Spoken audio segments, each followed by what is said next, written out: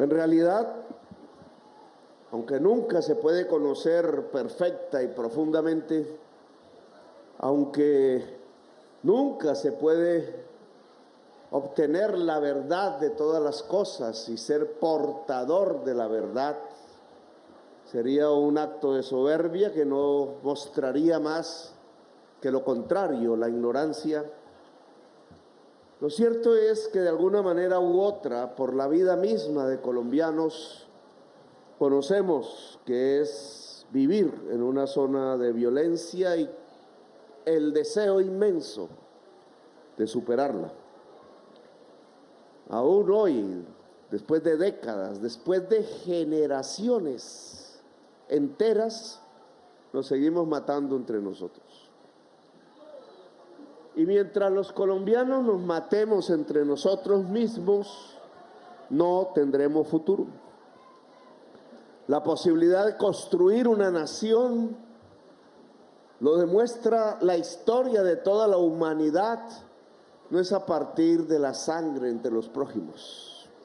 Al contrario, es entre el acuerdo de los diferentes, de quienes se enfrentan y que pueden seguirse enfrentando, pero con las manos limpias, sin derramamientos de sangre, con la palabra como argumento, con la palabra que es finalmente lo que nos hace específicamente humanos a diferencia de los animales. Los territorios de violencia son casi siempre los mismos. Colombia de alguna manera u otra ha pasado de una violencia a otra violencia a otra violencia, y los procesos de paz no han sido sino puente entre las violencias. No ha sido posible construir un proceso de paz que nos lleve a una era de paz. Para lograrlo, no podrían ser simplemente convocados quienes portan una pistola al cinto o un fusil en la espalda, o los líderes políticos o las élites económicas, por muy poderosas que sean. Para alcanzar una era de paz, lo que hay que convocar es al pueblo mismo, a la sociedad misma, y yo diría darle todo el poder de la decisión. Asusta a muchos un pueblo que decida. Lo quieren ver como un pueblo que reclame, sobre todo que un pueblo que suplique y sobre todo un pueblo que esté en silencio y obediente. Los pueblos en silencio y obedientes son pueblos muertos. Los pueblos vivos son los que reclaman sus derechos, y los más vivos de los pueblos son los que deciden abrir el paso a una decisión popular en cada territorio, lograr que en cada rincón de Colombia sus gentes pudieran decidir sobre su propio territorio, sobre su futuro. Es lo que yo llamo una democracia viva, profunda, multicolor. Aún está por construirse. A veces me preocupa las expectativas que un triunfo, el último en las últimas décadas, quizás desde los tiempos de Alfonso López Pumarejo, que ninguno de aquí conoció, más allá de nuestra propia existencia atrás en la historia que no nos permiten conocer ya en los colegios, y que ojalá la ley que promulgamos hace 2 años permita que sepamos de dónde venimos para saber a dónde vamos. López Pumarejo es de por aquí, ¿no? Hay familiares aún por allá. Pumarejo fue compañero mío del colegio Zipaquirá. Nació de aquí la última posibilidad en Colombia de hacer reformas democráticas a profundidad. Se instaló como presidente de la República, no era un hombre popular, era un rico banquero, un cafetero del interior, nacido en Honda, pero con raíces aquí. Y se le ocurrió que Colombia podría ser moderna que Colombia podría ser democrática, que mirando al mundo de aquel entonces, año 1936, Colombia podría estar en la vanguardia de la humanidad. Y hizo algo, o lo propuso, que se llamó la Revolución en Marcha, pero fue hundida inmediatamente en sangre. Lo que decía él era que había que hacer una reforma agraria para que el campesinado cultivara la tierra y los empresarios también. Lo que decía era que el sindicalismo debería defender a los trabajadores y las trabajadoras en sus genuinos intereses, en su propia dignidad laboral. Lo que decía él era que el ser humano, por el simple hecho de ser humano, tiene derechos inalienables, como el derecho a vivir, como el derecho a la salud, como el derecho a educarse, que es lo que nos hace específicamente humanos. Y miren ese año 1936, lo que ha seguido de entonces hacia acá, no es más sino un mar de sangre. Quienes cuentan los muertos, ya hay libros, ya la Comisión de la Verdad hizo un esfuerzo, dependiendo de desde qué fecha comienza a contar, cuenta esos muertos asesinados por centenares de miles de personas. Que 400,000, que 700,000, que 200,000, que 100,000, dependiendo de qué fecha ya, compañera, dependiendo de qué fecha para acá, se cuentan por decenas de miles y centenares de miles los muertos. Por algo en un libro de Gabriel García Márquez, 100 años de soledad, aparecía un capítulo dedicado a ellos cuando hablaba de los trenes interminables que no llevaban el carbón, sino los cadáveres hacia el mar. De esa violencia tenemos que salir. Recordarla, escribirla, ya es de historiadores y de quienes no queremos tampoco olvidarla, porque no se puede olvidar. Porque ahí están las marcas de la sangre, porque quedan las experiencias que no se pueden repetir, porque tenemos que aprender aún de nuestras propias tragedias, pero no nos podemos morir en ellas. No podemos anclarnos en la venganza. Tú me mataste a mi primo, entonces yo también. Tú eras de la familia tal y asesinaste a la familia tal, y entonces hay que vengarse, porque esos ciclos serían interminables. Nunca, jamás tendrían un final. Devorarían a los mismos pueblos, devorarían, como lo estamos observando, a la misma nación colombiana.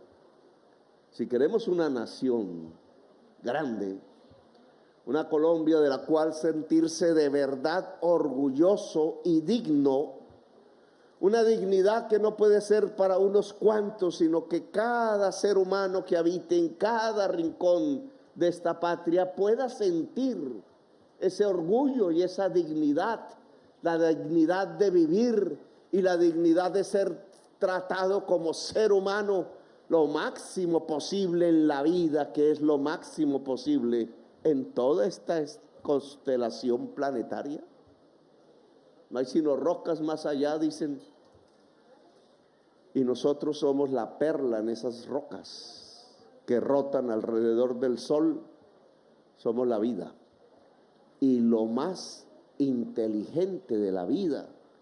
Y en esta Colombia, que viene a ser el corazón de la belleza del planeta desde el punto de vista natural, porque somos el país con mayor biodiversidad, y bien lo dicen ustedes, casi que en cada tramo, casi que en cada hectárea pueden surgir los aguacates de los que hablaban la pasada campaña electoral, y el tomate y el maíz y la papa más arriba, y el café del cual vivimos hace un siglo, etcétera, etcétera, etcétera.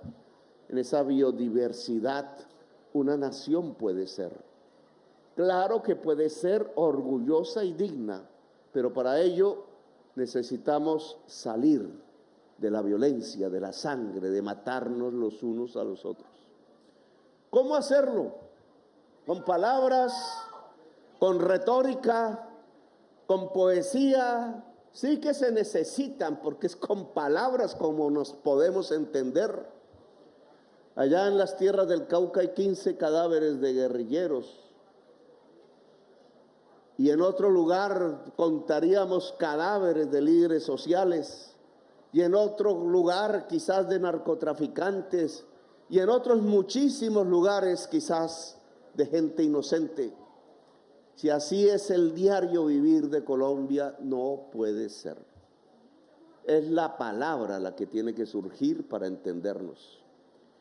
Pero algo más, en mi propia experiencia en estos años, que ahora hecha gobierno, quiero proponerles. Y es que hay que transformar el territorio.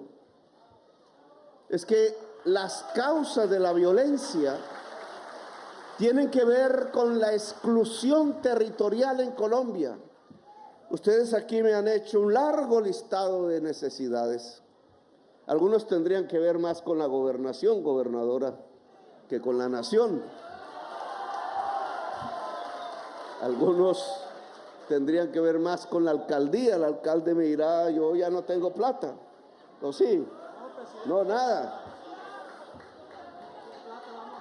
Le reclamarán a los parlamentarios aquí presentes, ¿y ustedes qué hacen que no traen los proyectos?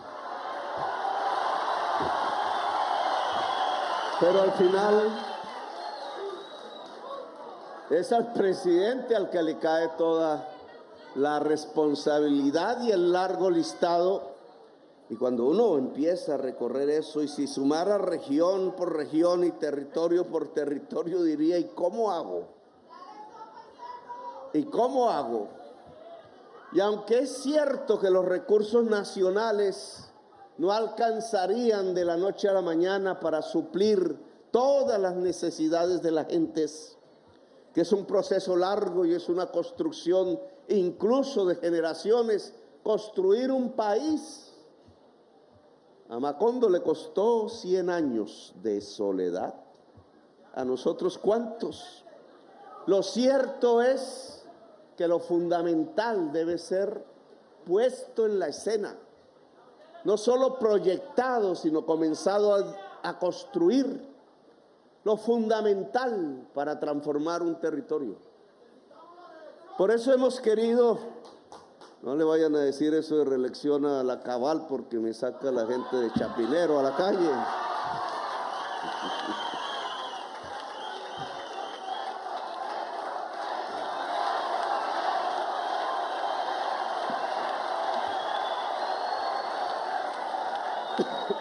Ellos quieren es recortar el mandato. No se aguantan que alguien que no haya nacido entre esas familias de apellidos sea presidente de la República. No se lo aguantan. Y menos que no se arrodille ante ellos y ante ellas, que no vaya al club a tomarse un vaso de whisky con Luis Carlos. Pero me prefiero el trago de aguardiente y mejor de cerveza con el compadre Juan o la compañera María. Pero aquí en este tema de la transformación del territorio necesitamos un gobierno que aterrice, un gobierno nacional que esté en el territorio y una comunidad, un pueblo que esté vivo. Ambas cosas. Que esté vivo para organizarse, que esté vivo para exigir y construir con el gobierno soluciones, y un gobierno que sepa priorizar. Y priorizar, dado que no podemos hacerlo todo, implica varias decisiones claves hoy en Colombia, que están, entre otras, algunas en discusión del Congreso de la República como reformas que yo considero fundamentales. Muy discutidas, claro, y está bien en una democracia que quiera hacerlo, que se discuta, que se debata. Nadie tiene la verdad, luego la discusión colectiva mejora las cosas. si el interés es el interés general. El Congreso de la República está a punto de aprobar la reforma pensional. Mucho se ha hablado de eso. En mis giras de campaña, en cada plaza pública, hacía siempre la misma pregunta: ¿cuántos campesinos y campesinas aquí tienen pensión?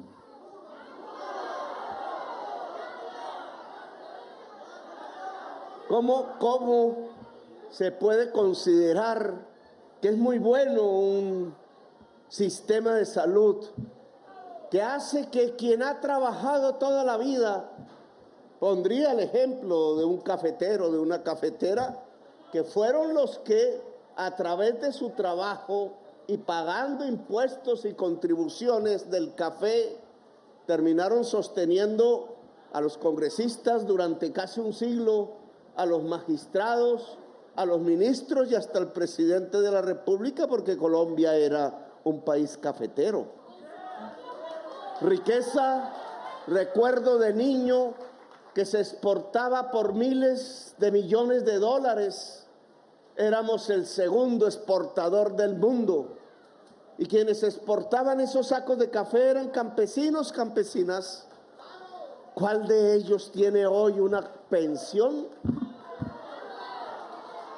¿Cómo le ha devuelto la sociedad y el Estado ese enorme servicio de haber sostenido económicamente con el asadón, con el surco, a veces en montañas empinadas, la riqueza nacional? Y hoy no hay ni siquiera una media pensión para ellos. Hoy incluso escuchaba a un periodista de la oligarquía, muy orondo él porque vive en Miami, transmitir por una emisora que solo escuchan las clases medias altas decir que cómo se nos ocurría regalarle un bono y ponerle el apellido de pensional a personas que no habían pagado una sola cotización.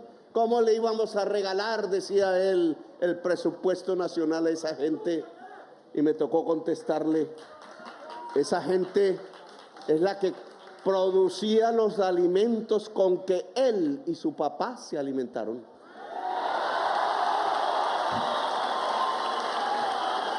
Que demuestra el enorme egoísmo social que ciertas partes de la sociedad pudientes tienen, que no pueden mirar a los demás, que creen que los demás son vagos y ellos los únicos que trabajan, los únicos que saben, los únicos que entienden, cuando en realidad la riqueza nacional ha sido hecha por toda la población colombiana.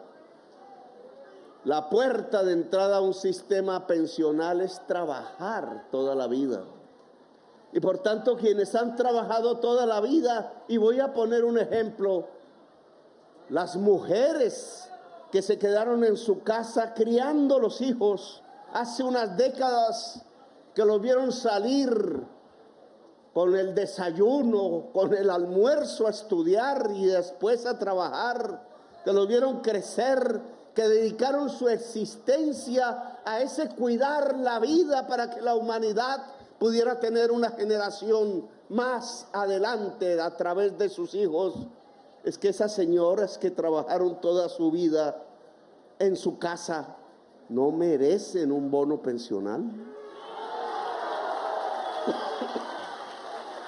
Entonces gritan populista por decir que una ama de casa, al llegar a su edad de retiro, que debería existir de acuerdo a la ley, debería tener al menos un bono, una ayuda del Estado que le permitiese, si es que además sus hijos la abandonan porque sucede, un plato de sopa caliente, un colchón digno, un lugar con flores, una manera digna de existir, para que precisamente pudiéramos decir sin sonrojarnos que cada colombiano y colombiana pudiera ser orgullosa y digna de vivir en una hermosura, en una belleza del planeta como se llama Colombia, el país de la belleza. Para hacer eso, para lograr que un campesino viva un poco mejor, para que tenga esas vías terciarias que aquí reclaman, para que haya mejores precios en el mercado, para que quizás pudiera haber procesos de industrialización de la producción agraria en otras tierras, la reforma agraria, para que hubiera capacidad de decisión del campesinado de Colombia en los destinos nacionales, dado que es quien alimenta a Colombia. Para que eso pudiera suceder, para que pudiéramos llegar a abrir con la cinta un centro de salud, el hospital, para que pudiéramos pagar los equipos de salud que aquí están, de enfermeras, ojalá se llenen también de médicas de la región, para visitar cada parte del territorio. Para que eso pueda ser, hay que cambiar las prioridades de Colombia.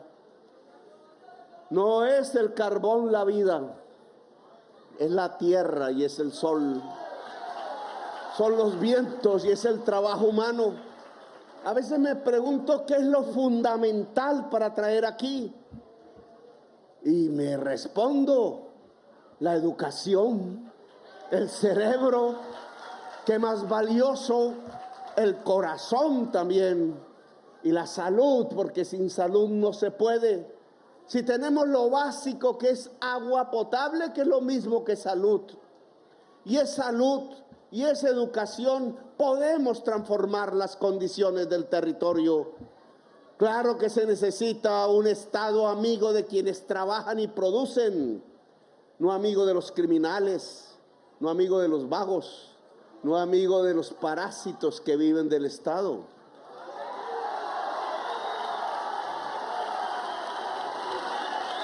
Un Estado amigo del asadón y del martillo, pero solo, además, que pueda transformar el asadón y el martillo en inteligencia pura para coger el computador, para hablar de inteligencia artificial, para hacer del Cesar un cerebro de Colombia. Eso es transformar el territorio. Para eso hay que invertir en lo fundamental. Los antioqueños me piden que no ceda en la priorización que desde hace 10 años se hace de los recursos públicos y que giran alrededor de Bogotá y de Medellín. Así no se puede desarrollar el Cesar. Así ni siquiera se puede desarrollar Barranquilla si su alcalde quiera. Si se concentran los recursos en un sector social, también se concentran en un sector regional, y todo lo demás por fuera de ese sector social, y todo lo demás ubicado por fuera de esa región, queda excluida. Y si queda excluida, queda en manos de la violencia. La exclusión del territorio y del ser humano es la base de la violencia. Luego, si queremos la paz, tenemos que democratizar la inversión pública en el conjunto de la sociedad y en el conjunto del territorio nacional. La plata es, claro, para Medellín, pero también tiene que ser para La Guajira y también tiene que ser para el Chocó. La plata, claro, puede ir a Bogotá, pero tiene también que ser para el Guainía y para el Cauca y para Nariño, para Sucre o para mi tierra, el departamento de Córdoba. Si no se irradia al conjunto de la nación, pues no construimos una nación. Eso implica indudablemente que no me van a querer en algunas partes. Eso implica que algunos sectores de la sociedad hasta querrán verme dentro de un ataúd y muerto. Pero si queremos la vida, si los ataúdes no son las banderas de nuestras manifestaciones, sino que es la alegría, que es las banderas del corazón, que son las palabras de la razón del cerebro y que son los sentimientos de la solidaridad, de la cultura colombiana, entonces tenemos que entender que hay que hacer un pacto nacional y que el pacto nacional no es concentrar la riqueza en unos pocos y en unos cuantos territorios, sino en el conjunto de la nación y en el conjunto del país. Trabajando así es que hemos podido traer ese centro de salud acá. Con esa idea es que hemos podido contratar a los equipos de enfermeras, de gestores de salud y vida que hoy recorren este territorio. Si no fuese así, no hubiera sido posible, y hay que hacer más aún. En el noticiero de esta mañana no entrevistarán quizás a una enfermera aquí presente.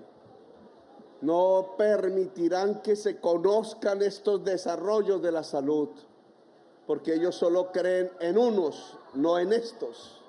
Aquí se está montando el sistema de prevención en la salud. Aquí las gavetas del centro de salud tienen las vacunas para los niños y tienen las medicinas de primera necesidad en caso de una urgencia, las estábamos viendo, y tiene el personal que ha sido educado para atender en primer lugar a cualquier persona que sufra alguna dolencia, incluso la posibilidad de ir casa por casa en las veredas, en los corregimientos, a ver si el viejo está enfermo, si la mujer parturienta necesita de una atención, si el bebé, si la bebé debería tener una intervención que si no estuviera esa enfermera podría terminar en su propia muerte. Eso que estamos montando aquí se lo ocultan a Colombia entera, pero ya tenemos 5.000 equipos, como este que está aquí. En todo el país hay 5.000 equipos. Nosotros dijimos que íbamos a hacer 11.000. Aquí, ministro, hay que tomar nota, ojo. Nosotros sabemos que hemos girado a los diferentes S, le llaman, o sea, hospitales en los municipios, el dinero suficiente para construir los 5.000 equipos que puedan recorrer hoy un territorio que puede tener 14 millones de habitantes. Aún nos falta, pero no se debe perder ni un peso, porque es quitarle la vida a la sociedad. Luego, una tarea paralela es, y lo convoco desde aquí, a que tengamos dos maneras de cuidar el dinero público en la salud. Nos han criticado ese tema.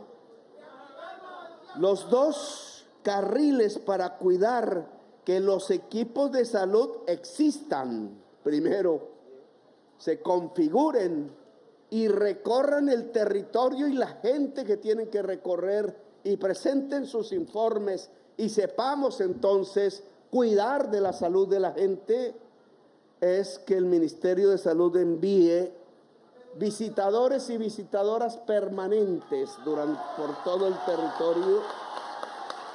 Y dos, y aquí la importancia del pueblo, que las juntas de acción comunal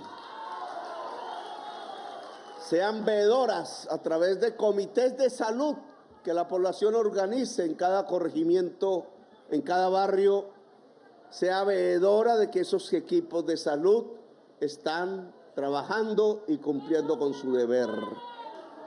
Dos carriles, el gubernamental y el del pueblo.